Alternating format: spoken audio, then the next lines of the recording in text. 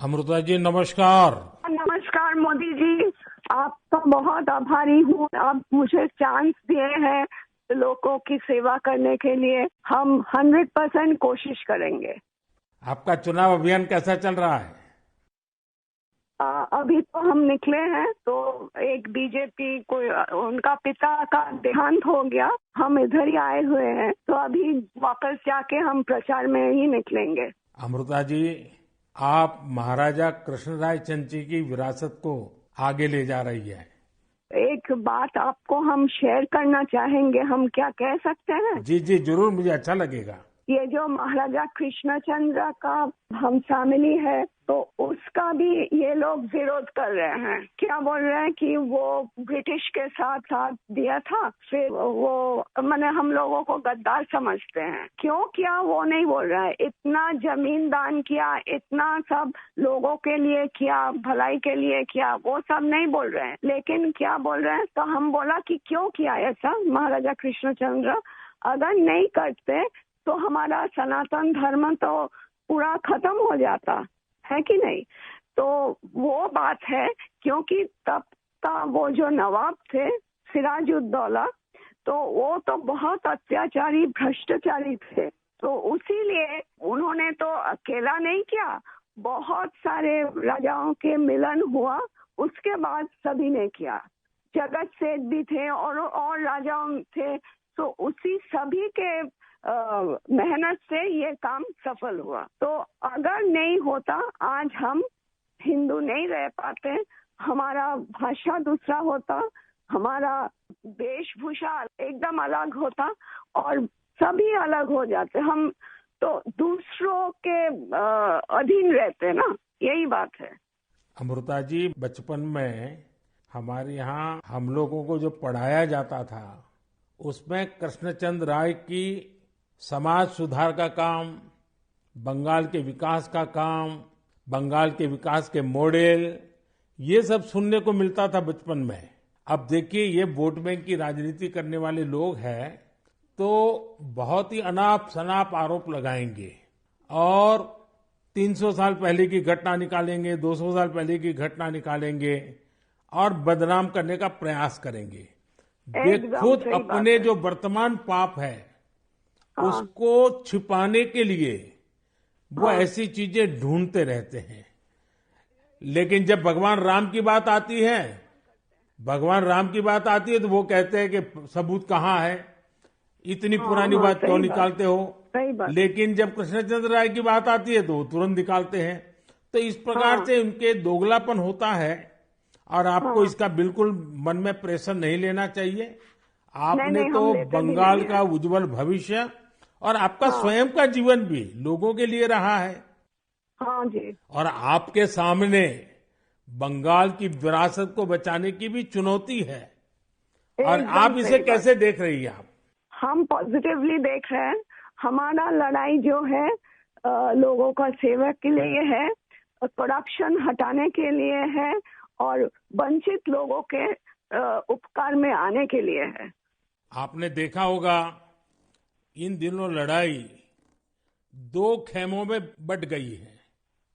एकदम। एक हमारा खेमा है जो इस देश से भ्रष्टाचार को मिटाने के लिए कदम उठा रहा है और दूसरा हमारे सामने वाला खेमा है, वो भ्रष्टाचारियों को बचाने के लिए इकट्ठे होना, एक दूसरे को बचाने के लिए लड़ाई लड़ना, आरोप करना और जिन्होंने पहले खुद ने आरोप किए थे वो भी उनको बचाने में लग गए हैं।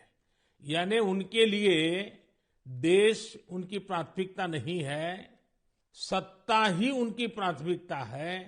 और इसलिए चुनाव में हमने भ्रष्टाचार मुक्त भारत बनाने के लिए लड़ना ही लड़ना है, क्योंकि हमारे देश के युवाओं का भविष्य उज्जवल बने, इसलिए भ्रष्टाचार से मुक्त देश होना ही चाहिए। आपको देखकर ही हम आए हैं।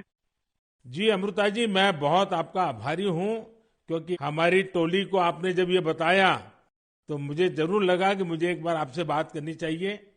अमृता जी, बंगाल के अन्य इलाकों की तरह हाँ जी। कृष्णा नगर में भी बीजेपी को बहुत उम्मीद के नजर से देखा जाता है। अब आप वहां लोगों से मिल रही हैं आपको भी लोगों का उत्साह उमंग फील होता होगा।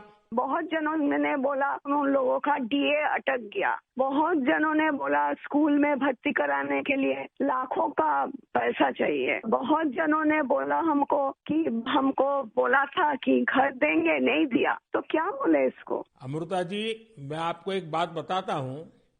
हाँ जी। मैं एक लीगल एडवाइस ले रहा हूँ। हाँ, प्लीज बोलिए। हमने बंगाल में ये ईडी वालों ने करीब 3,000 करोड़ रुपया इनका अटैच किया हुआ है।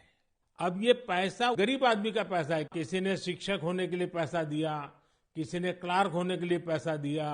वो सभी लोग जानते हैं। वो एकदम फेडअप हो गया, एकदम हाल छोड़ दिया। हम जो देख रहे हैं टीएमसी के ऊपर बहुत लोग नाराज है क्योंकि ये सब बहुत अत्याचार हो रहा है। तो मैं जो लीगल एडवाइस ले रहा हूँ, तो मेरी इच्छा ये है, अगर मुझे लीगल एडवाइस मिलेगी तो नई सरकार बनते ही जो भी कानूनी प्रावधान करना पड़ेगा, कुछ नियम बनाने पड़ेंगे, तो मैं ये जो 3,000 करोड़ रुपया है, जो गरीब लोगों का पैसा है और जिसने इस प्रकार का पैसा रिश्वत में दिया है, उन सबको मैं वापस पैसा करना चाहता हूं।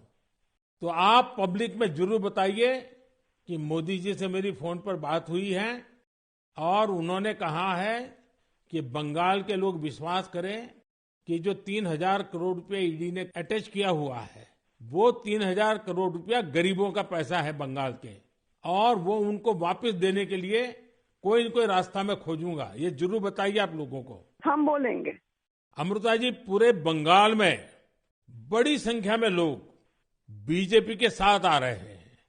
जब आप क्षेत्र के लोगों से बात करती है, वो क्या बात करते हैं? अपनी अपेक्षाएं आपको बताते हैं क्या? हाँ, बताते तो हैं। आपके कामों पे हमारा भरोसा है, ये सब बताते हैं।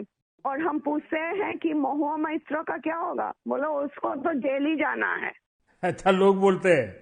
हाँ जी। अच्छा, ये मोदी की गारंटी को लेकर आपके लोकसभा के क्षेत्र में लोगों तक बात पहुंची है? हाँ हाँ, हम तो बोले हैं। तो बोला मोदी जी की तरह हमारा भी गारंटी है, हम जरूर कोशिश करेंगे आपका सेवा में आने का। अमृता जी, मुझे बहुत अच्छा लगा आपसे बात कर करके, और मुझे विश्वास है कि आप विजयी होकर के आपके परिवार की जो बंगाल की सेवा करने की परंपरा रही है, उस परंपरा को आप आगे बढ़ाएगी। आपने चांस दिया है, इसलिए हम आभारी हैं। आपने ये चांस मुझे सौंपा है। बस आप जीत करके आइए, हम मिलकर के बंगाल के लोगों की बहुत सेवा करेंगे। और आप भी जीतने के बाद पहले 100 दिन में कृष्णनगर में क्या करना है, उसका पूरा काम निकाल के रखिए। मैं पूरी तरह आपके साथ खड़ा रहूंगा, और उसमें से जो भी काम भारत सरकार को करने होंगे, वो तुरंत कराने का हम प्रयास करेंगे। आपका आशीर्वाद मुझे चाहिए बस जनता का आशीर्वाद हम सबको चाहिए। जनता का आशीर्वाद ही हमारी सबसे बड़ी ताकत है। लेकिन आप मुझे गाइड करिए, ये हमारा रिक्वेस्ट है। नहीं, बिल्कुल हम संपर्क में रहेंगे, और मेरी आपको बहुत शुभकामनाएं हैं। बहुत बहुत धन्यवाद जी।